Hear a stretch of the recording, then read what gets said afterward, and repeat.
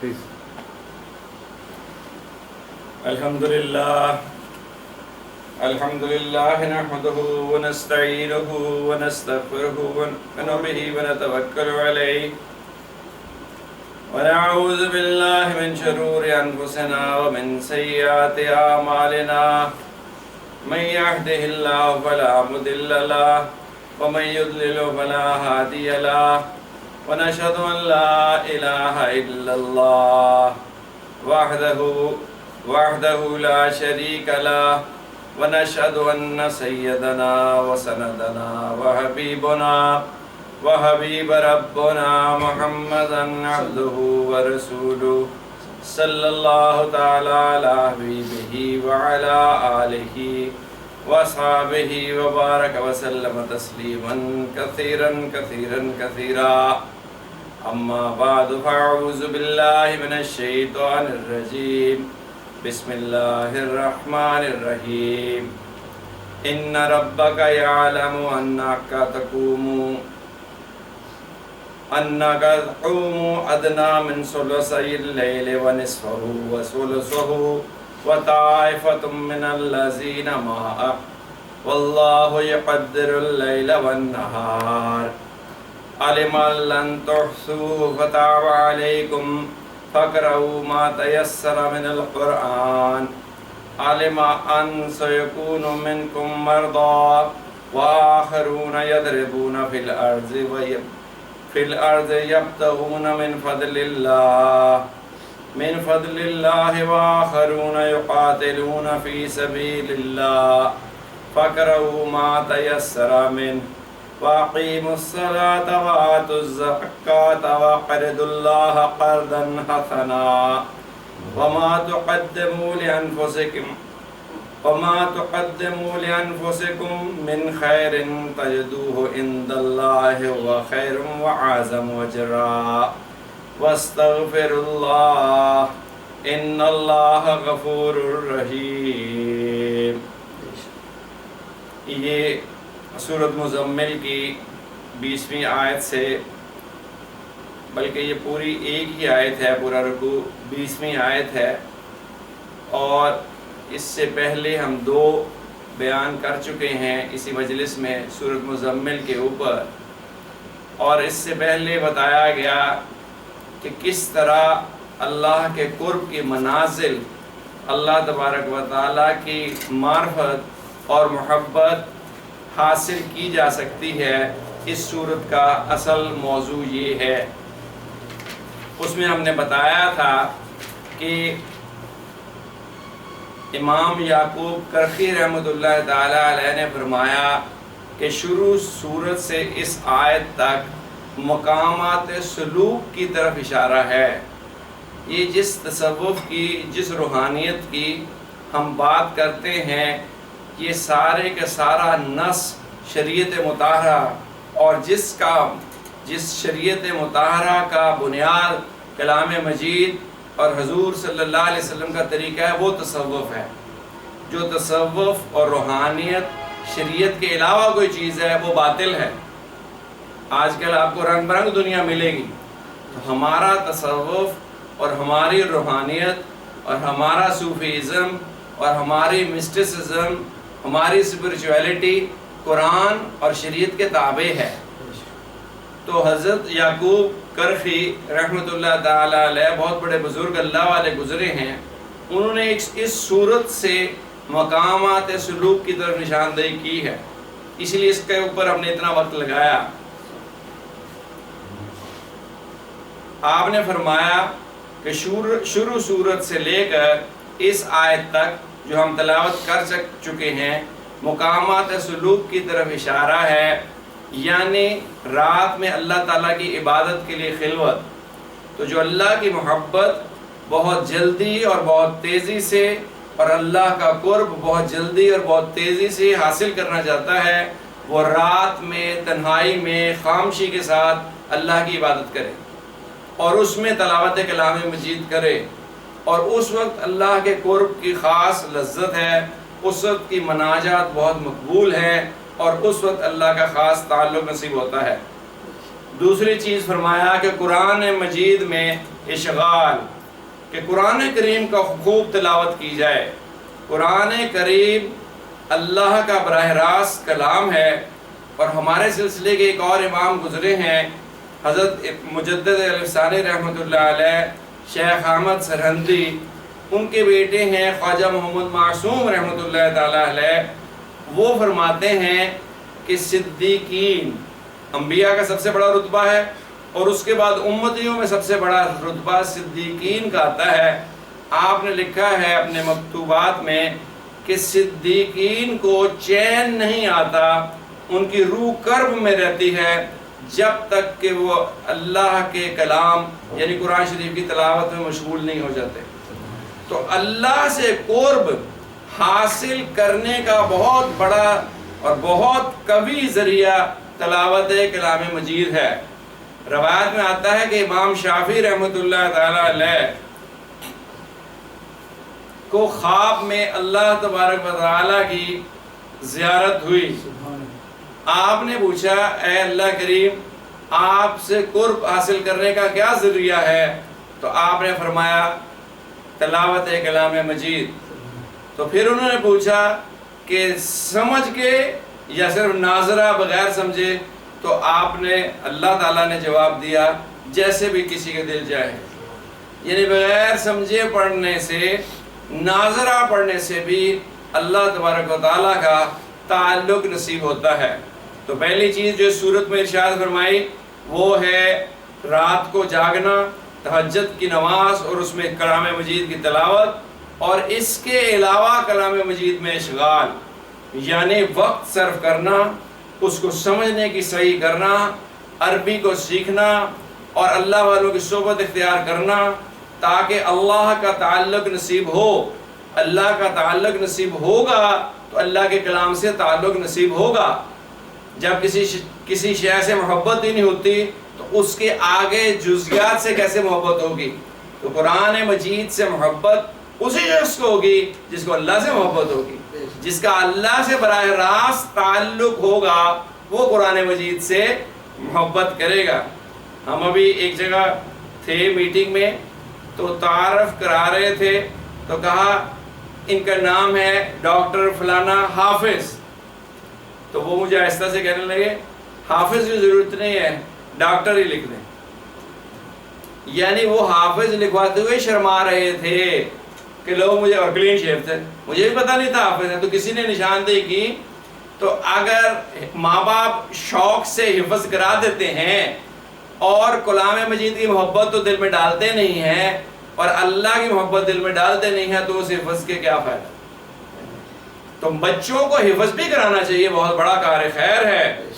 قیامت والے دن اس کی پتہ چلے گا، حشر کے میدان میں پتہ چلے گا کہ تلاوت کلام مجید اور حفظ کلام مجید کے کیا معنی ہیں۔ جو حافظ ہوگا اس کے ماں باپ کے سر کے اوپر ایک تاج نور کا پہنا دیا جائے گا، میدان حشر میں وہ دور سے پہچانے جائیں گے کہ یہ حافظ کے والد ہیں، اور حافظ سے کہا جائے گا کہ پڑھ قرآن شریف، اور جتنی آیات وہ پڑھتا چلا جائے گا اتنے درجات اس کے بلند ہوتے چلے جائیں گے۔ تو کلام مجید بہت بڑا کلام ہے، یہ بادشاہوں کے بادشاہ کا کلام ہے۔ کلام ملوک، کلام ملوک اور ملوک الکلام، بادشاہوں کا جو کلام ہے وہ کلاموں کا بادشاہ ہوتا ہے۔ کلام ملوک، ملوک الکلام، بادشاہوں کا جو کلام ہے وہ کلاموں کا بادشاہ ہوتا ہے، جو ام الکتاب ہے، سب کتابوں کی سردار ہے۔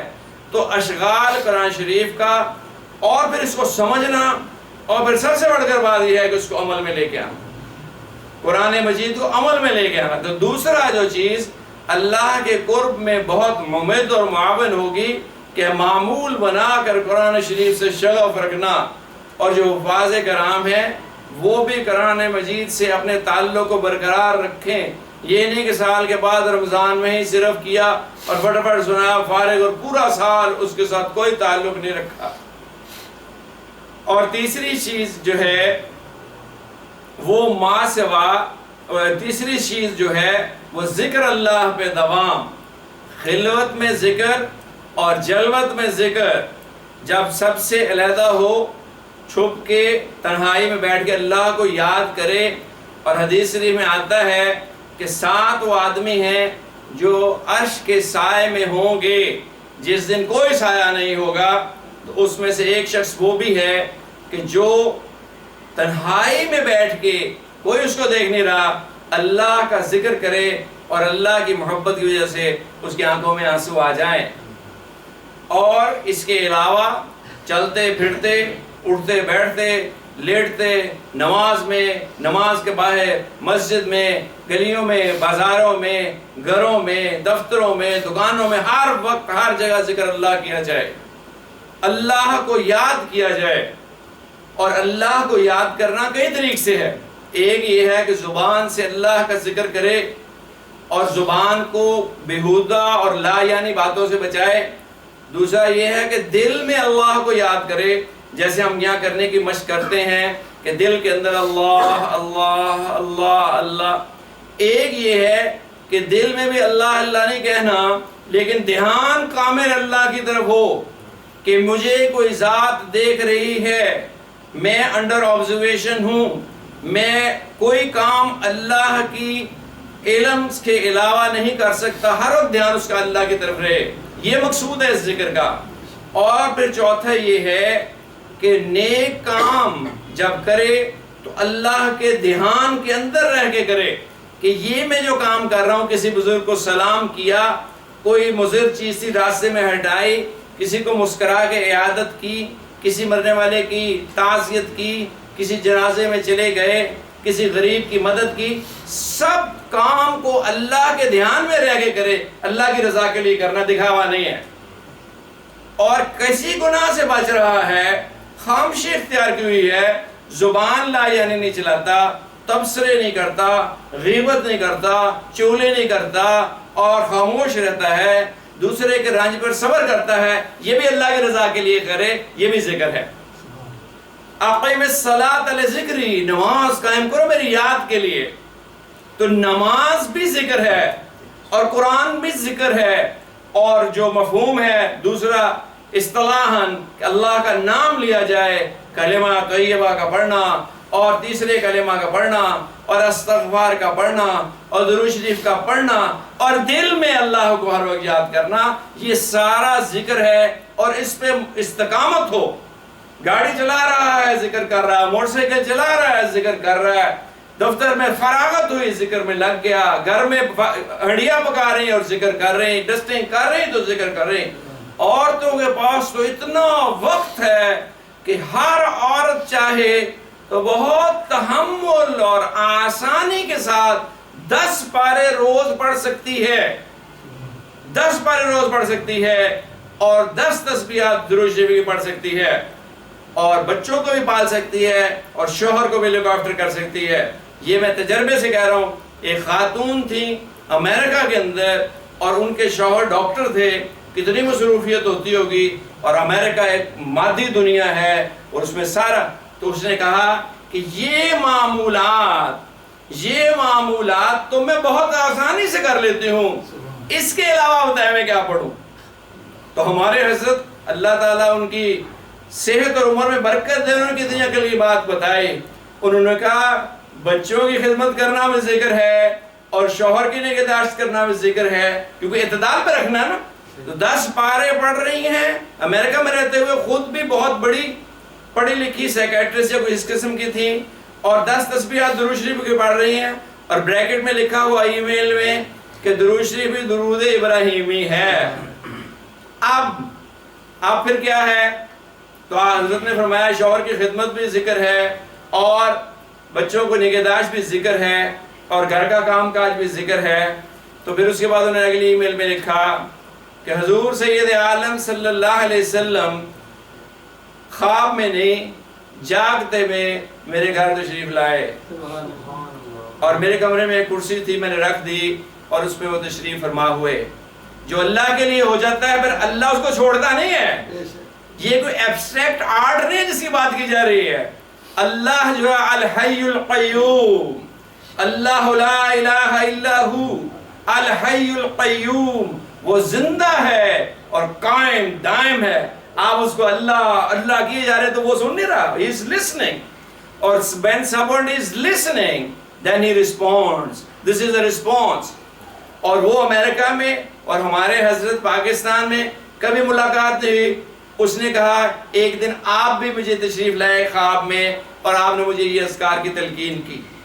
کبھی ملاقات نہیں ہوئی, صرف ان کے شوہر سے ملاقات ہوتی تھی, لیکن اللہ نے ان کو بھی ملاقات.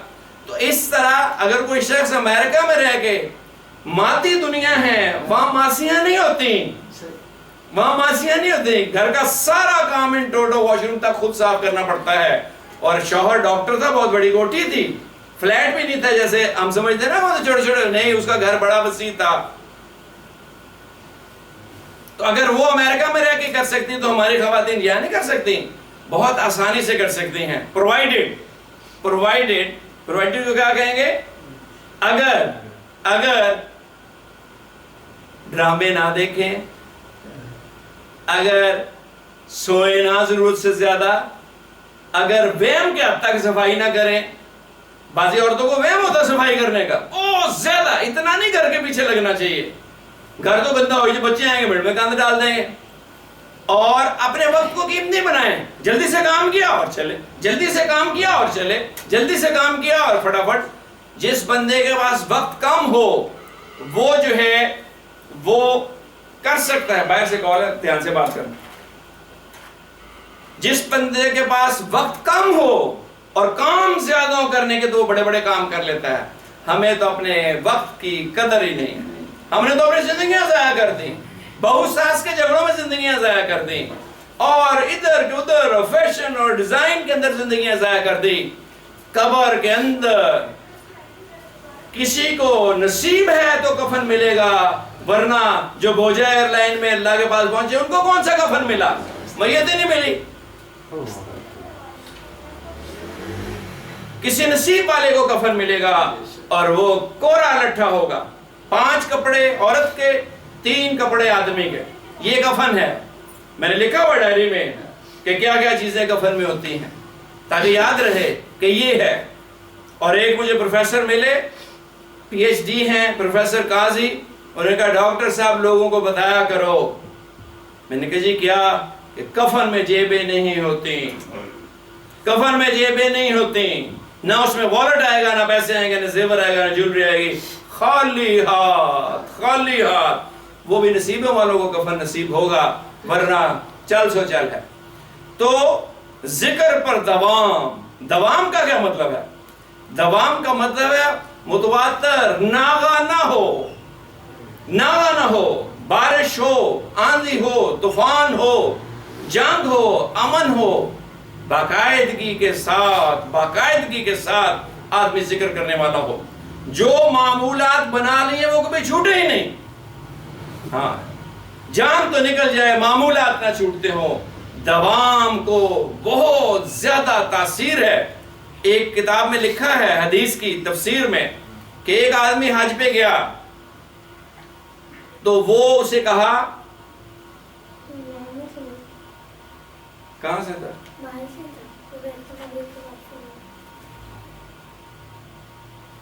حج پہ گیا وہ آدمی, تو روضہ اقدس پہ حاضری ہوئی, تو کوئی بہت نیک آدمی ہوگا, تو حضور صلی اللہ علیہ وسلم کی زیارت ہوئی. آپ نے کہا کہ کشمیر کے اندر ایک آدمی ہے, کشمیر کے اندر ایک آدمی ہے, اس کو جا کے میرا سلام کہنا. وہ ادھر مصر کی طرف رہنے والا تھا. اس نے کہا ٹھیک ہے. اس نے سفر کیا اور کشمیر پہنچا بہت دیر میں, اور جا کے دیکھا ایک آدمی تھا, کریانہ کی دکان تھی اس پہ وہ, اور نیک آدمی تھا ظاہراً, لیکن دکانداری کر رہا تھا. یہ وہاں رہا, دیکھتا رہا, اور اس کے بعد شام کو اس کو کہا کہ میں آپ کے پاس خاص اس کے لیے آیا ہوں کام کے لیے, تو آپ بتائیں کوئی وقت فرصت ہو ان کا. تو علیحدگی میں ہو گئے. تو اس نے کہا کہ مجھے ایک امانت ہے میرے پاس, میں آپ تک پہنچانے کے لیے آیا ہوں. کہا فرمائیے. کہا کہ میں اس طرح حج پہ گیا تھا, حضور صلی اللہ علیہ وسلم نے سلام کہا ہے, یہ پنکھا بند کر, سلام کہا ہے, تو آپ کو خاص بات ہو تو مجھے بتائیے. اس نے کہا کوئی خاص بات نہیں, 5 وقت نماز پڑھ دیتا ہوں, اور یہ ہے، یہ کرتا ہوں، بزنس ہے، کاروبار، تھوڑا سا سرمایہ ہے۔ انہوں نے کہا کوئی تو بات ہوگی، کہ نہیں کچھ بات نہیں ہے، بس اللہ کی رحمت ہے۔ تو یہ بات کر کے واپس آنے لگے تو وہ کہنے لگے ہاں مجھے یاد آیا، میں فجر کی نماز کے بعد اور مغرب کی نماز کے بعد 7 دفعہ سورۃ توبہ کی آخری آیت پڑھتا ہوں، لَقَدْ جَاءَكُمْ رَسُولٌ مِّنْ أَنفُسِكُمْ عَزِيزٌ عَلَيْهِ مَا عَنِتُّمْ حَرِيصٌ عَلَيْكُمْ بِالْمُؤْمِنِينَ رَءُوفٌ رَحِيمٌ فَإِن تَوَلَّوْا فَقُلْ حَسْبِيَ اللَّهُ لَا إِلَٰهَ إِلَّا هُوَ عَلَيْهِ تَوَكَّلْتُ وَهُوَ رَبُّ الْعَرْشِ الْعَظِيمِ۔ یہ آخری آیت ہے، یہ میں 7 دفعہ پڑھتا ہوں فجر کے بعد اور مغرب کے بعد۔ اس نے حیرت سے دیکھا یہ تو بہت مختصر سا وظیفہ ہے۔ انہوں نے کہا لیکن 40 سال ہوئے ناغہ نہیں ہوا۔ یہ ہے دوام، یہ ہے دوام کہ مستقل۔ اور ہمارے بزرگ فرماتے ہیں کہ استقامہ فوق الکرامہ، استقامت علی الدین جو ہے وہ کرامت سے بہت اوپر چیز ہے۔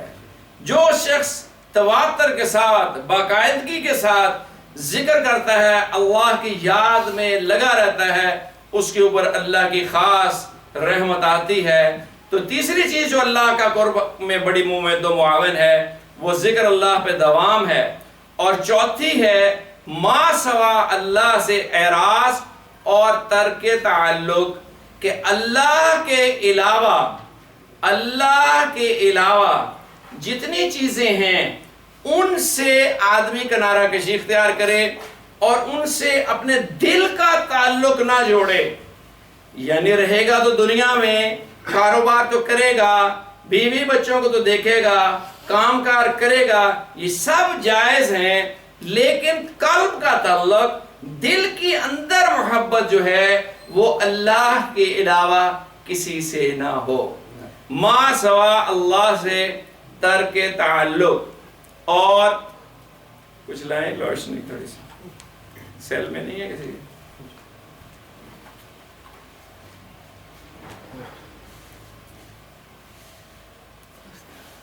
6 بجے آ جانا چاہیے۔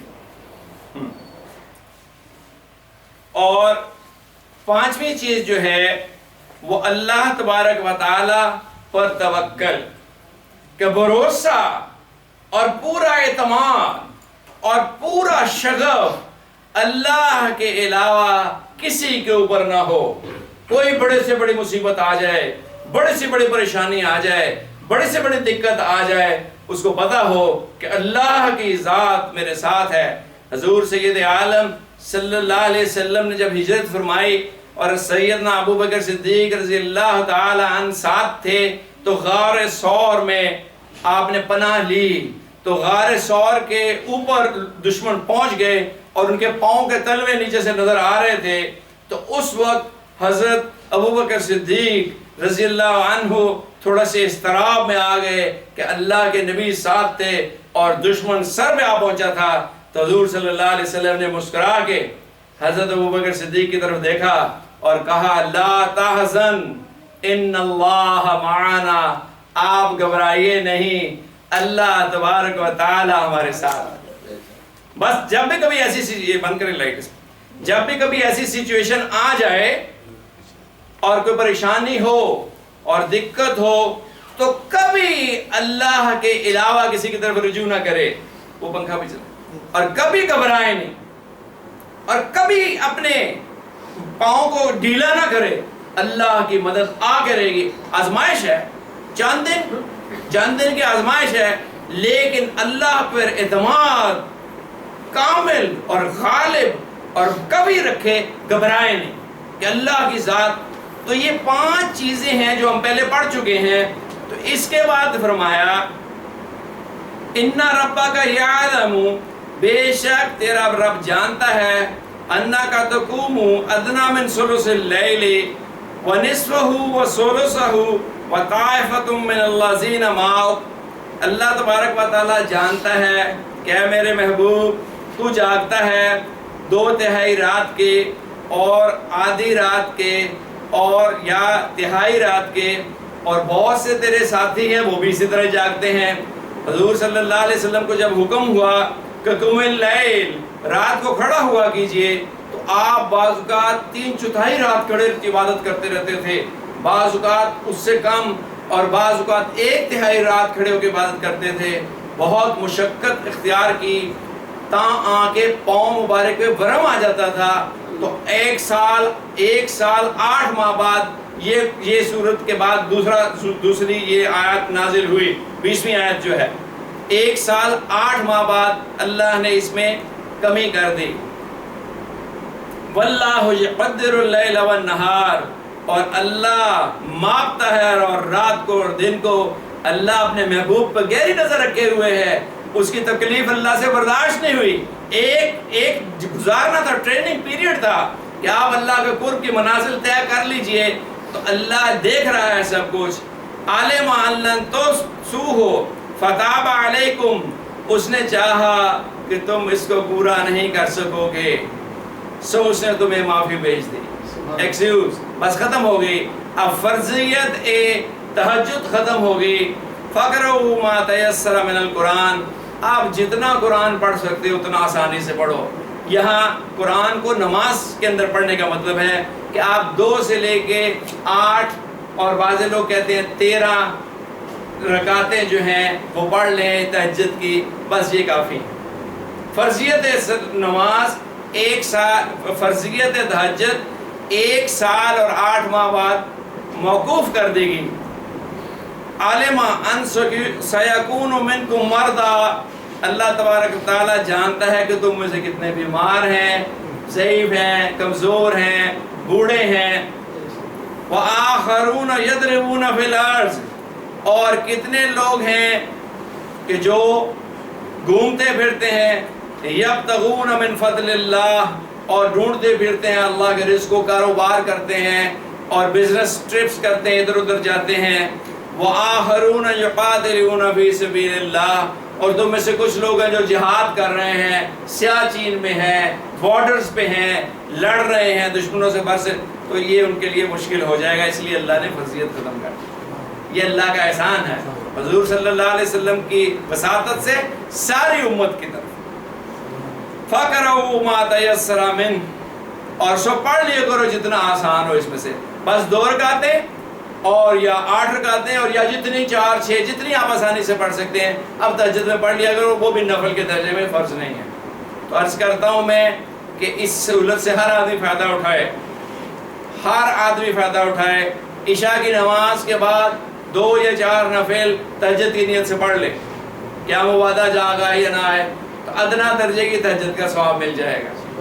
پھر یہ ہے کہ سونے سے پہلے جب بھی سوئے 12 بجے 1 بجے، دیر سونے کا آج کل عام فیشن ہے، تو سونے سے پہلے 2 یا 4 یا 6 جتنے نفل پڑھ سکتے ہیں پڑھ لے تہجد کی نیت سے، تو پھر بھی اجر کچھ نہ کچھ ملے گا. اور پھر ہر شخص نیت کر کے سوئے کہ صبح فجر کی اذان سے پہلے تہجد کے لیے اٹھوں گا. اور اگر اللہ اس کو اٹھا دے تو پھر اٹھ جائے، بے ایمانی نہ کرے. اس وقت اللہ جگا دیتا ہے تو پھر نفس کے پیچھے ادھر ادھر کروٹ نہ لے، اٹھ جائے اور پڑھے اور پھر اللہ سے مانگے جو اس نے مانگنا ہے. وَأَقِيمُوا الصَّلَاةَ وَآتُوا الزَّكَاةَ، اور قائم رکھو نماز اور دیتے رہو زکوٰۃ. اب یہ جو نماز قائم کرنے کا حکم دیا ہے وہ یہ ہے کہ فجر کی نماز باجماعت پڑھو اور باقی نمازیں بھی. جس شخص کو اندیشہ ہو کہ اگر تہجد میں اٹھے گا تو فجر نہیں پڑھ سکے گا تو پھر وہ تہجد نہ پڑھے، عشاء کی نماز پڑھے اور فجر کی نماز بر وقت پڑھے. کچھ لوگ مصروف ہیں، کچھ کاروبار ہے، یا جن کو بہت تھکاوٹ ہے، نیند گہری ہے، تو فجر کی نماز کا کوئی مقابلہ اور موازنہ نہیں ہے تہجد کی نماز کے ساتھ. یہ نہ ہو تہجد پڑھ رہا ہے فجر ضائع کر رہا ہے. تو فجر بہت اہتمام کے ساتھ پڑھی جائے. فرض نماز کا کوئی نعم البدل نہیں ہے. 1 رکعت فرض ساری زندگی کے نوافل کے برابر نہیں ہو سکتی، کیونکہ نفل اپنی مرضی سے ہے اور فرض نماز جو ہے وہ اللہ کی مشیت اور اللہ کی مرضی سے ہے. اور زکوٰۃ دیتے رہو.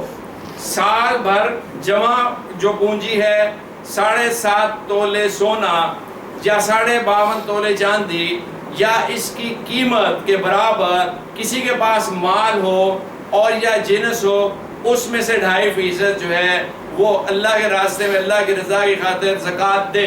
یہ فرض ہے، اور کم از کم یہ فرض ہے. اگر اس سے زیادہ دے دے، کوئی 5% دے دے، کوئی 10% دے دے، کوئی 25% دے دے، تو کوئی منع نہیں ہے۔ جتنا زیادہ دے گا اتنا زیادہ اللہ راضی ہوگا، جتنا گڑ ڈالو گے اتنا میٹھا ہوگا۔ وہاں تو ایک ایک پائی کا حساب ہوگا۔ فَمَن يَعْمَلْ مِثْقَالَ ذَرَّةٍ خَيْرًا يَرَهُ وَمَن يَعْمَلْ مِثْقَالَ ذَرَّةٍ شَرًّا يَرَهُ۔ ایک ایک مسکال کے دانے کے برابر کسی نے نیکی کی تو اس کا بھی اجر ملے گا۔ تو کسی کو 1 روپیہ دے دیا تو اس کو بھی حقیر نہ سمجھے، اللہ قبول کر لے تو وہ بھی نجات کے لیے کافی ہے۔ ایک دفعہ جنگ میں جانا تھا، بہت لوگ چیزیں لے کے آئے، بڑی تنگی کا زمانہ تھا، تو ایک آدمی صحابی تھے، وہ کھجوریں چند 7 کھجوریں، بازی ہے روایت میں 5 کھجوریں لے کے آئے اور شرما کے بیٹھ گئے۔ وہاں حضرت عثمان نے 80 گھوڑے دیے تھے، کسی نے سونا دیا، کسی نے کچھ دیا، وہ پیچھے اللہ کے نبی بڑی گہری نظر والے تھے، امتی ایک ایک امتی کے دل کی خبر رکھتے تھے۔ آپ نے کہا کہ کیا لائے ہو تم؟ اس نے کہا جی میں تو ماڑا آدمی، کہ لاؤ کیا لائے ہو؟ کہنے لگے یہ 5 یا 7 کھجوریں ہیں۔ آپ نے کہا اس کو سارے ڈھیر کے اوپر ڈال دو جو آیا ہے، سارے ڈھیر کے اوپر ڈال دو، ان کھجوروں کی برکت سے سارا مال قبول ہو جائے گا۔ تو وہاں اخلاص کی قدر ہے، وہاں کوانٹٹی کی قدر نہیں ہے۔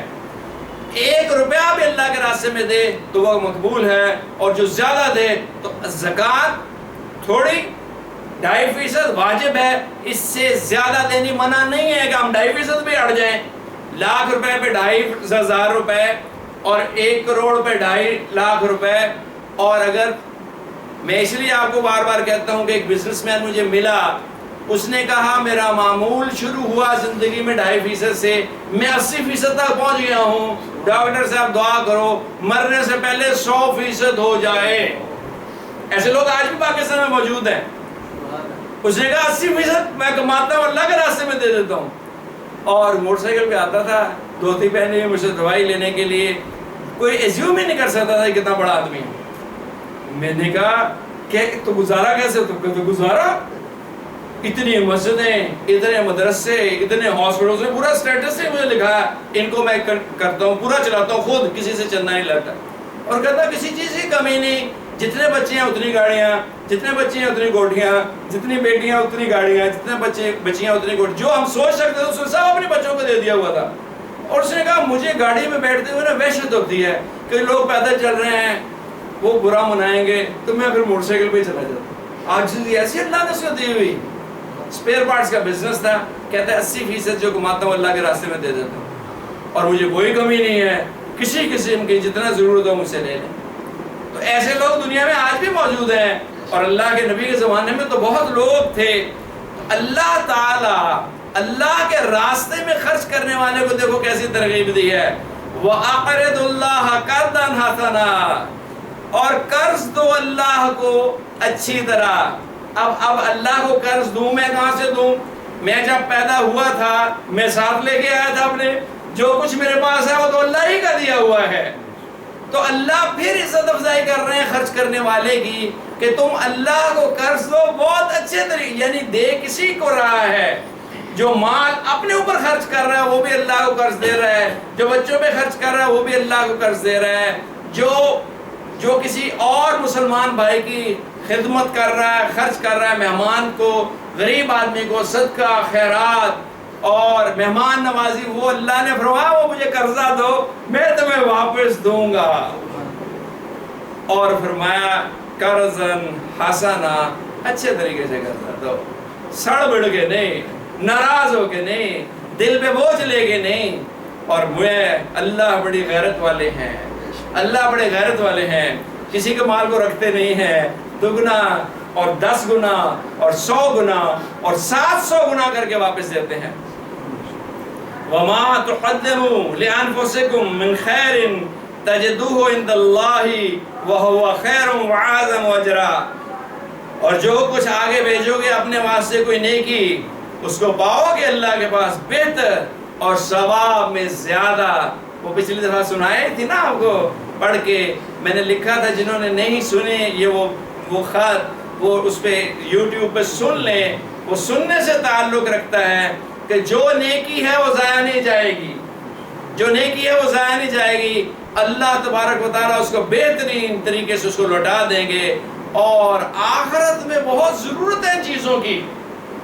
ہم اپنی نیکی کو، کسی نیکی کو ہلکا نہ سمجھے، حریص ہو، لالچی ہو، بڑھ بڑھ کے نیک کام کرنے کی کوشش کرنے والا ہو، کسی کا ہاتھ پکڑ کے سڑک پار کرا دی، کسی کو سلام کر دیا، کسی کی عیادت کر دی، کسی کا جنازہ پڑھ دیا، کسی کو محبت سے سلام کر دیا، کسی کی ضرورت پوری کر دی۔ ہم کہاں کسی کی ضرورت پوری کر سکتے ہیں؟ اللہ ہی کی دی ہوئی توفیق ہے، اللہ ہی کا دیا ہوا مال ہے، اللہ ہی کی دی ہوئی جان ہے۔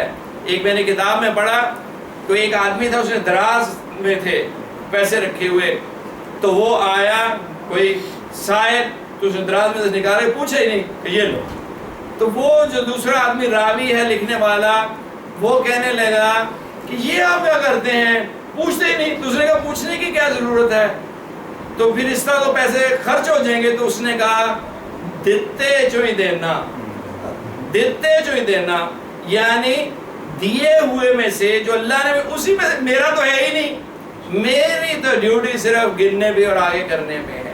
اگر یہ آدمی سمجھ لے تو پھر اس کو کوئی دقت نہیں ہوگی۔ جان دی ہوئی اسی کی تھی، حق تو یہ ہے کہ حق ادا نہ ہوا۔ اگر ہم تھوڑی سی محنت کر لیں اور تھوڑا سا اپنی طبیعت کو سمجھا لیں تو اللہ کے راستے میں خرچ کرنے کا بڑا فائدہ ہے۔ حضور سید عالم صلی اللہ علیہ وسلم سے پوچھا کسی نے کہ سب سے بڑی نیکی کیا ہے؟ آپ نے کہا بھوکے کو کھانا کھلانا۔ بھوکے کو، آپ دیکھو کتنی جنرل اسٹیٹمنٹ ہے۔ بھوکا کوئی جانور ہو، کتا ہو، بلی ہو، کافر ہو، ہندو ہو، سکھ ہو، whoever جو بھوکا اس کو کھانا کھلاؤ، سب سے بڑی نیکی ہے۔ اسلام ساری کائنات کے انسانوں کے اوپر رحمت ہے، اور سارے انسانوں کے اوپر فضل ہے اللہ کا کہ اللہ نے قرآن اور حضور صلی اللہ علیہ وسلم کی شکل میں بہترین سیرت ہمیں عطا فرمائی۔ اور آج ہماری نالائکی اور نااہلی کی وجہ سے لوگ اسلام سے دور ہو کر اس کے اوپر تانے پر ڈال رہے ہیں کہ مسلمان ایسے ہیں۔ مسلمان تو ایسی قوم ہے اس کی مثال ملنی کوئی نہیں ہے، اگر وہ اس کے اوپر، قرآن کے اوپر کھڑے ہو جائیں اور اس کو اپنے عمل میں لانے والے۔ اور پھر فرمایا وَاسْتَغْفِرُ اللَّهِ، اور اللہ سے معافی مانگو۔ جو کچھ بھی ہے وہ ہم اللہ کا حق ادا نہیں کر سکتے، اس لیے اللہ سے بہت زیادہ معافی مانگنی چاہیے۔ اور پھر معافی بھی ان اللہ غفور الرحیم، بے شک اللہ بخشنے والا اور بہت زیادہ مہربان ہے، بہت زیادہ محبت کرنے والا ہے، بہت زیادہ معاف فرماتا ہے، اور معاف کرنے کو پسند بھی فرماتا ہے۔ اس لیے معافی اللہ سے کثرت سے مانگتے رہنا چاہیے، اور معافی اس ذوق اور شوق سے مانگنی چاہیے کہ اللہ تعالیٰ معاف فرمائے، بد دل نہ ہو، بد گمان نہ ہو، اپنے گناہوں کی وجہ سے مایوس نہ ہو جائے اور جلد بازی نہ کرے، اللہ سے معافی مانگتا رہے۔ تو یہ سورت مزمل ختم ہوئی۔ اللہ تبارک و تعالی ہمیں اس کی سمجھ نصیب فرمائے اور اس کے اوپر عمل کرنے کی توفیق نصیب فرمائے، اور اللہ سے تعلق جوڑنے کی صحیح اور کوشش کرنے کی توفیق نصیب فرمائے۔ وآخر دعوانا ان الحمدللہ رب العالمین۔ اب تھوڑی دیر ذکر کر لیتے ہیں۔ یہ ذکر جیسے عرض کیا گیا پہلے کہ یہ سیکھنے کے لیے ہے، ہم مل کے ذکر کریں گے، اس کی خاص تاثیر ہے۔ اللہ اس سے بہت خوش ہوتے ہیں جب مل کے سارے بندے ذکر کرتے ہیں۔ اللہ کو اجتماع قلوب بہت پسند ہے، دلوں کا اکٹھا ہونا بہت پسند ہے۔ فرمایا جماعت کے اوپر اللہ کا ہاتھ ہوتا ہے۔ ایک آدمی کی آنکھ سے ایک آنسو نکل آیا اللہ کے ڈر کی وجہ سے، تو سارا مجمع قبول ہو جائے گا۔ اس کی توبہ قبول ہوئی، سب کی توبہ قبول ہو گئی۔ اس لیے علماء نے لکھا ہے کہ اپنے بچوں کے نام محمد کے اوپر رکھا کرو، اپنے بچوں کے نام محمد پہ رکھا کرو۔ قیامت والے دن فرشتہ ندا کرے گا محمد کہاں ہے، محمد کھڑے ہو جائیں، محمد تشریف لائیں، تو جس جس کا نام محمد ہوگا وہ کھڑا ہو جائے گا۔ حالانکہ اس کو پتا ہوگا کہ مجھے نہیں بلایا جا رہا، لیکن وہ کھڑا ہو جائے گا۔ تو اللہ کہیں گے میری شان سے بعید ہے کہ جس کو میں نے بلایا اس کو میں رد کروں، آ جاؤ تم بھی سب ساتھ ہی، اس نام کے صدقے میں سب کو بخش دیا جائے۔ اسی طرح اللہ کی رحمت سے یہ بہت بعید ہے کہ ایک آدمی کی تو توبہ وہ قبول کر لے تو باقی جو اس کے پاس بیٹھے ان کی توبہ نہ قبول ہو، سب کی توبہ قبول ہو جائے۔ اس لیے مجالس سے ذکر میں آنے کی بڑی برکت ہے، بڑی جلدی آدمی قبول ہوتا ہے اور بڑی جلدی اس کے اوپر تاثیر آتی ہے۔ اور پھر مجلس کے بعد گھر جانے تک اس ذکر کو سنبھال کے رکھے۔ ہم تو عشاء تک بڑی مشکل سے سنبھال نہیں پاتے، فٹافٹ باتیں کرنے، میں وضو کرنے جاتا ہوں فٹافٹ گفتگو شروع ہو جاتی ہے، سلام دعا حال احوال نہ پوچھے۔ خاموش رہے، سوبر رہے اور اپنے دل میں جو خاص تاثیر ہے ذکر کی اسے سنبھالے، اور پھر اس کو گھر میں جا کے بھی سنبھال لے۔ کس طرح سنبھلے گی؟ ٹی وی نہ دیکھنے سے، گانے نہ سننے سے، بد نگاہی نہ کرنے سے، جھوٹ نہ بولنے سے، حقہ شیشہ نہ پینے سے، اس قسم کی لا یعنی سے بچے گا تو یہ ذکر کی تاثیر دل میں رہے گی اور پھر اس کو اگلے ہفتے تک لے چلے۔ اگر آپ محنت کریں گے آپ کو اندازہ ہو جائے گا کہ یہ 3 دن چلی تاثیر، کوئی کہے گا میری 2 دن چلی، تو اس کو اگلے ہفتے تک کھینچنا ہے۔ اور اگر 2 دن بعد یہ تاثیر ختم ہونی شروع ہو جائے تو پھر مرکز کی طرف رجوع کرے، اپنے شیخ کی طرف آئے۔ ہمیں تو بھی اندازہ ہی نہیں ہوتا نا، تاثیر پتہ ہی نہیں چلتی کیونکہ ہم نے غور نہیں کیا۔ بعض لوگوں کو پتہ چلے گا اگر اس پہ غور کریں۔ تو جب تاثیر کم ہونے لگے تو فوراً آئے اپنے شیخ کے پاس اور اس کے بعد بیٹھ کے پھر ذکر کرے، پھر تازہ دم ہو کے پھر چلے۔ اس ذکر کی تاثیر کو دل کے اندر لے کے اگلے ہفتے تک لے کے جائے۔ اس طرح مجلس ٹو مجلس، مجلس سے مجلس تک ذکر کی تاثیر چلے گی، آ کے ایک موقع آ جائے گا اللہ کے فضل سے کہ سوتے میں جاگتے میں، اٹھتے میں بیٹھتے میں، پاک اور ناپاک، وضو اور بے وضو، اور مسجد اور گھر اور سڑک اور بازار، ہر جگہ یہ تاثیر اس کے دل کے اوپر رہے گی۔ بس پھر وہ ثابت قدم ہو گیا، اللہ کا مقبول بندہ ہو گیا۔ جس کے دل پر یہ تاثیر ذکر کے رہے گی وہ پھر جھوٹ بول سکے گا؟ ہرگز نہیں۔ پھر وہ غیبت نہیں کر سکے گا، پھر اس کی زبان گونگ ہو جائے گی کسی کے بارے تبصرہ کرتے ہوئے۔ اور اگر کبھی نفس کی اس میں رو میں بہہ گیا اور غلطی ہو گئی تو بہت شرمندہ ہوگا، اور جب تک توبہ نہیں کر لے گا اور روئے دھوئے گا نہیں اور وہ تاثیر واپس نہیں آ جائے گی اس وقت اس کو چین نہیں آئے گا، اور اگر وہ تاثیر واپس نہیں آئے گی تو بے چین ہوگا، اور بے چین ہو کے ٹیلی فون کرے گا، یہ آ رہے ہیں نا امریکہ سے فون، یہ اس تاثیر کے کام جن کو پتا ہے وہ پھر فون کرتے ہیں، میرے لیے دعا فرما دیں، میرے لیے یوں کر دیں، میرے لیے، پھر وہ شیخ کی طرف رجوع کرتا ہے۔ اور اس طرح اللہ تبارک و تعالی اس ذکر کی اور اس سلسلے کی برکت سے اور بزرگوں کی دعا اور توجہ سے اس کو نیکی پہ استقامت اور گناہوں سے بچا لیتا ہے، جو نجات کے لیے ضروری ہے، جو نجات کے لیے ضروری ہے کہ گناہوں سے بچ جائے، غیبت سے بچ جائے، جھوٹ سے بچ جائے، بدنگاہی سے بچ جائے، لا یعنی سے بچ جائے، ڈراموں سے بچ جائے۔ یہ ہماری خواتین کو انڈیا کے ڈرامے ہلاک کر رہے ہیں، ہمیں پتہ ہی نہیں، چور ہمارے گھروں کے اندر لگ گیا، ہم نے ان کو چھوڑ دیا ہوا ہے، ہمیں پتہ ہی نہیں۔ آدمی تو پھر کہیں نیکی کی بات سن لیتا ہے کہ خواتین کو ان کے سپرد کیا ہوا ہے، وہ کیا چینل ہے مجھے بھول جاتا ہے اس کا نام، سٹار پلس نے اجاڑ دیا ہمارے گھروں کو۔ یہ بہت بڑی سازش ہے، we must be very very careful۔ یہ بہت بڑی دشمن کی سازش ہے۔ کئی صدیوں سے جو کام نہیں ہوا تھا انہوں نے 10 سال کے اندر وہ کام کر دیا، ہمارے گھروں کے اندر بگاڑ داخل ہو چکا ہے۔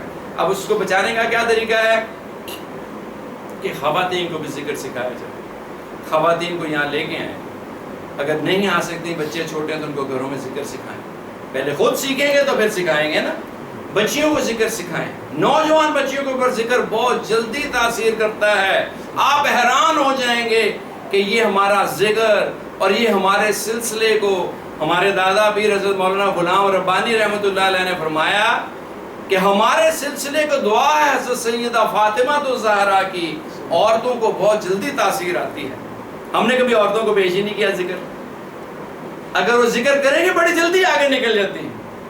اور ہمارے جو پہلے شیخ تھے سید مومن شاہ صاحب رحمۃ اللہ تعالی علیہ، ان کی والدہ، میں ان سے ملا ہوں، وہ صاحب نسبت تھیں، بوڑھی عورت تھیں، گھر میں لیٹی ہوتی تھیں، کوئی بندہ ذکر کرتا ہو گزرتا اٹھ کے بیٹھ جاتی، کہتی سر ڈانپ لیتی، کہتے باہر اللہ کا ذکر کیوں کر رہا ہے، اس کو بلاؤ، چائے پلاؤ، پانی پلاؤ، باہر جا کر کے کھڑے ہو جاؤ اور ناک نہ کرو، فوراً وہ بھیجیں گے، دیکھو کوئی آیا ہے، اللہ والا آیا ہے، دروازہ کیوں نہیں کھولتے ہو، تو باہر جانا تو کوئی ذکر والا کھڑا۔ وہ ذکر کی تاثیر خواتین کے اندر بڑی جلدی ہے، تو خواتین کو بھی ذکر سکھائیں اور ان کو انڈیا کے ان مہلک ڈراموں سے بچائیں۔ آپ کو اندازہ نہیں ہے، اگر آپ معاشرے کے اندر دیکھیں کتنا بگاڑ آ رہا ہے بڑی ریپڈلی۔ ہمارے خاندانوں میں، سادات میں اور بڑے خاندانوں میں صدیوں میں کوئی طلاق نہیں ہوتی تھی، یہ پتہ ہے لوگوں کو، لیکن اب ہر گلی محلے خاندان میں طلاقیں ہو رہی ہیں، عورتیں خود سر ہو رہی ہیں اور انٹالرنٹ ہو رہی ہیں، اور بہت خرابی بڑھ گئی ہے۔ یہاں کے ہمارے محلے کے کونسلر نے بتایا کہ پہلے نکاح رجسٹر ہونے کے لیے آتا ہے، ابھی میں نے نکاح رجسٹر نہیں کیا ہوتا تو خلا کی درخواست آ جاتی ہے، اور اس نے کہا کہ 10 نکاح ہوتے ہیں تو 7 اس میں سے ڈیورس کے لیے رپورٹ کر دیتے ہیں۔ یہ اسی علاقے کے کونسلر نے مجھے بتایا۔ اس کی کیا وجہ ہے؟ اللہ سے دوری اور بے دینی اور عدم جو ہے انٹالرنس، آدمی عدم برداشت جو ہے وہ بہت زیادہ پیدا ہو گئی ہے، اور یہ ڈرامے سکھاتے ہیں کہ عورتوں کے حقوق ہیں اور یوں ہیں۔ عورتوں کے حق سے کون انکار کر رہا ہے؟ ہم تو یہاں عورتوں کے حقوق ہر وقت بیان کرتے ہیں۔ اسلام نے جو عورتوں کے حقوق دیے ہیں وہ دنیا میں دے نہیں سکتا۔ الجنت تحت اقدام الامہات، اس سے بڑا کیا حکم ہے کہ اللہ کے نبی نے فرما دیا جنت ماں کے پاؤں کے تلے ہے۔ اس سے بڑا کیا حق ہوگا؟ اس سے بڑا کیا کوئی حق دے سکتا ہے کسی کو؟ دنیا میں کسی عورت کو یہ عزت ملی؟ وہ جنت جس میں پیغمبر جائیں گے، وہ جنت جس اللہ نے اپنے ہاتھ سے بنائی، کہا وہ ماؤں کے پاؤں کے نیچے ہے۔ الجنت تحت اقدام الامہات، تو اس سے بڑی کیا عورت کو عزت مل سکتی جو اسلام نے دی؟ اللہ حاصل قیاس، اللہ حاصل قیاس۔ تو یہ ذکر بہت بڑی نعمت ہے، اس کو اپنے دل میں سمانا ہے، اور اس کو پھر گھروں کے اندر ایک دیے سے دوسرا دیا جلے گا، روشنی ہوگی، ذکر سے گھر منور ہوں گے، ذکر سے مجالس منور ہوں گی، اور اللہ تعالیٰ دل کے اندر اپنی محبت اور معرفت غیر محسوس طریقے سے ڈالیں گے۔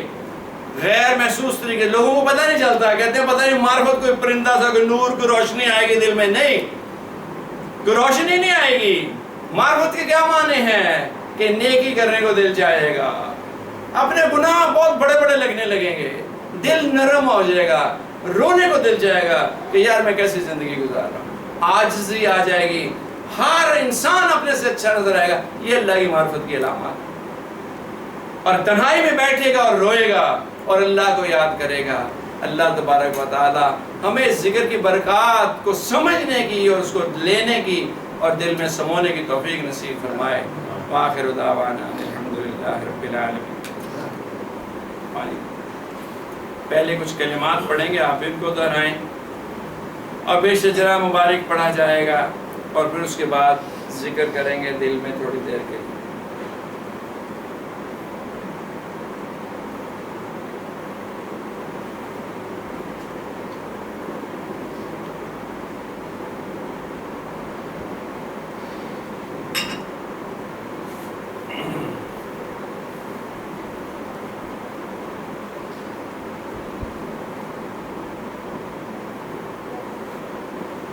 اعوذ باللہ من الشیطان الرجیم، بسم اللہ الرحمن الرحیم۔ اعوذ باللہ من الشیطان الرجیم، بسم اللہ الرحمن الرحیم۔ اعوذ باللہ من الشیطان الرجیم، بسم اللہ الرحمن الرحیم۔ اعوذ باللہ من الشیطان الرجیم، بسم اللہ الرحمن الرحیم۔ اعوذ باللہ من الشیطان الرجیم، بسم اللہ الرحمن الرحیم۔ اعوذ باللہ من الشیطان الرجیم، بسم اللہ الرحمن الرحیم۔ لا الہ الا اللہ محمد الرسول اللہ۔ لا الہ الا اللہ محمد رسول اللہ۔ لا الہ الا اللہ محمد الرسول اللہ۔ لا الہ الا اللہ محمد رسول اللہ۔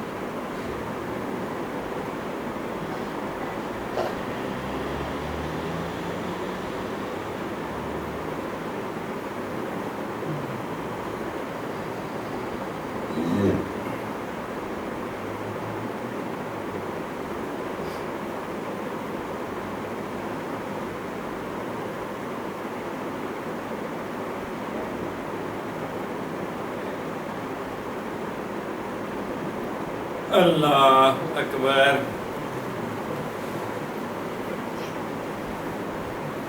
ایک تو بات رہ گئی، وہ یہ ہے کہ وہ جو میں نے کہا کہ خواتین میں 10 پارے تلاوت کرتی ہیں، یہ تو آئیڈیل ہے۔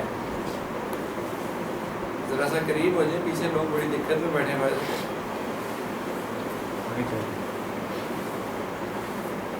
تو ہم تو شروع سے شروع کریں، ہم اپنی استطاعت کے مطابق دیکھیں۔ عام خواتین کے لیے یہ مناسب ہے کہ صبح کام سے فارغ ہو کے بچوں کو اسکول بھیج کے ناشتہ باشتہ کر کے تو 4 رکوع پڑھیں، کلام مجید کے شروع سے شروع کر دیں۔ 4 رکوع جو ہے وہ ایک پاؤ بن جاتا ہے، تو صبح کے وقت 3 یا 4 منٹ میں 4 رکوع پڑھے جائیں گے۔ اگر اس میں بھی کسی کو دقت ہو تو 1 رکوع پڑھ لے، یعنی شروع ضرور کریں۔ صبح دن کا آغاز تلاوت کلام مجید سے کرے ہر خاتون، اور رات سونے سے پہلے last thing at night before going to bed سورۃ ملک کی تلاوت ضرور کر لیں۔ قبر میں اس سے روشنی ہوتی ہے اور بہت فائدہ ہوتا ہے۔ تو صبح جتنی استطاعت ہے 1 آیت 2 آیت 1 رکوع، 4 رکوع بڑی آسانی سے پڑھے جاتے ہیں، اور 4 رکوع 1 پاؤ کہلاتا ہے قرآن شریف کا، اور 1 پاؤ 4 دن میں 1 سپارہ ختم ہو جائے گا، اور اس طرح 4 مہینے میں قرآن شریف ختم ہو جائے گا۔ اور ختم کرنے میں جلدی نہ کریں، 1 رکوع پڑھتا رہے، باقاعدگی سے پڑھتا رہے، ساری زندگی پڑھتا رہے تو بڑے فائدہ مند چیز ہے۔ ایک تو بات یہ ہے۔ دوسری بات یہ ہے کہ ہمارے بہت دوست ہیں قریبی، اور حضرت کے ہمارے ان سے تعلق ہے، بیعت ہیں، میرے سے بھی بڑا تعلق ہے۔ اقبال خان صاحب، ان کی اہلیہ کا حال ہی میں انتقال ہو گیا۔ ہمیں اطلاع نہیں ہو سکی، زندگی کا ایک ہی دن ہے جس دن میرا فون آف رہ گیا، مجھے پتہ نہیں چلا کہ اس کی بیٹری نہیں چارج ہوئی، اور وہ اس دن وہ حادثہ ہوا، ان کی اہلیہ کا انتقال ہو گیا۔ وہ اطلاع دیتے ہیں، مجھے اطلاع بھی نہیں ہو سکی۔ تو ان کے لیے بہت درد دل کے ساتھ دعا کریں مغفرت کی۔ دوستوں کے حقوق ہوتے ہیں، بس یہ حق ہے کہ ان کی اہلیہ کے لیے ایصال ثواب کیا جائے اور ان کی مغفرت کے لیے دعا کی جائے۔ بسم اللہ الرحمن الرحیم، الحمدللہ رب العالمین، والصلاة والسلام علی خاتم الانبیاء والمرسلین وعلہ الطیبین والطاہرین واصحابہ المہدیین وبارک وسلم تسلیما کثیرا کثیرا۔ اللہم انک عفو تحب العفو فاعف عنا یا غفور۔ فاطر السماوات والارض انت ولینا فی الدنیا والآخرہ، توفنا مسلما والحقنا بالصالحین۔ اللہم طہر قلوبنا عن النفاق وآمالنا من الریاء ولساننا من الکذب وآیوننا من الخیانہ، فإنک تعلم خائنۃ الأعین وما تخفی الصدور۔ اللہم انا قلوبنا ونواسینا وجوارحنا بیدک لم تملکنا منها شیئا، فإذا فعلت ذلك بنا فکن انت ولینا واہدنا الی سواء السبیل۔ اللہم حافظنا، اللہم حافظنا، اللہم حاسبنا حسابا، اللہم انا نسألک الہدی والتقى والعفاف والغنى۔ رب تقبل توبتنا واغسل حوبتنا وسدد لساننا واہد قلوبنا واسلل سخیمۃ صدورنا۔ یا اللہ ہمارے حال پر رحم فرما، ہماری زندگی کے تمام گناہوں کو معاف فرما۔ یا اللہ تمام گناہوں سے یکسر معافی مانگ رہے ہیں، یا اللہ تمام گناہوں کو معاف فرما دے، سچی اور پکی توبہ کرنے کی توفیق نصیب فرما دے۔ تا دم آخر یا اللہ توبہ پر جمنے کی توفیق نصیب فرما۔ یا اللہ تو ہم سے راضی ہو جا اور ہمیں اپنے سے راضی کر لے۔ یا اللہ مال میں اور وقت میں اور جان میں اور اولاد میں، یا اللہ ہر شعبے میں خوب ترقی اور برکت عطا فرما، اور ہمارے لیے خرچ کرنے کی توفیق عطا فرما۔ یا اللہ جان بھی اور مال بھی اور علم بھی اور وقت بھی، جو کچھ تو نے دیا ہے اپنی بارگاہ میں یا اللہ پیش کرنے کی توفیق نصیب فرما۔ یا اللہ جو کوئی دی ہوئی توفیق سے کر رہے ہیں اس کو قبول و منظور فرما اور اس کو ذخیرہ آخرت بنا۔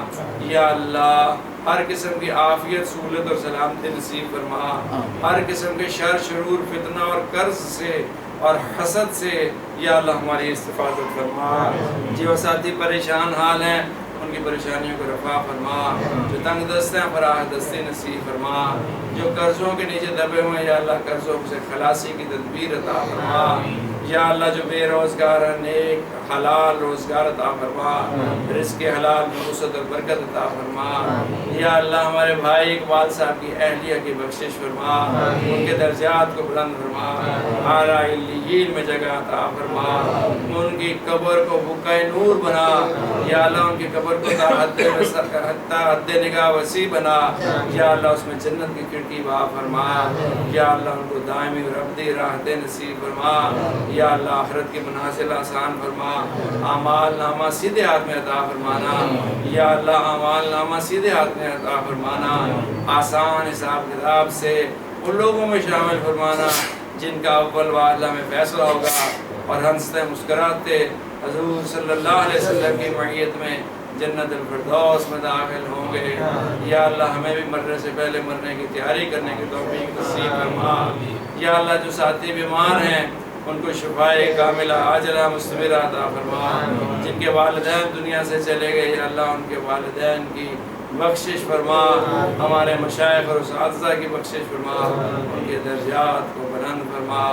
ہمارے یا اللہ جن بچوں نے امتحان دیے، دینے یا دینے والے سب کو شاندار قابل فخر کامیابیوں سے ہمکنار فرما۔ یا اللہ ہمارے بچوں کو ہماری آنکھوں کا ٹھنڈک بنا، ہمارے گھر والوں کو ہماری آنکھوں کی ٹھنڈک بنا۔ یا اللہ تو ہم سے راضی ہو جا، ہمیں اپنے سے راضی کر لے اور مرتے ہوئے کلمہ پڑھنے کی توفیق نصیب فرما۔ ہماری اس دعا کو اپنی پاک اور بلند بارگاہ میں قبول فرما۔ جزا اللہ عنا سیدنا محمد صلی اللہ تعالی علیہ وآلہ وسلم ما هو اہلہ برحمتک یا ارحم الراحمین۔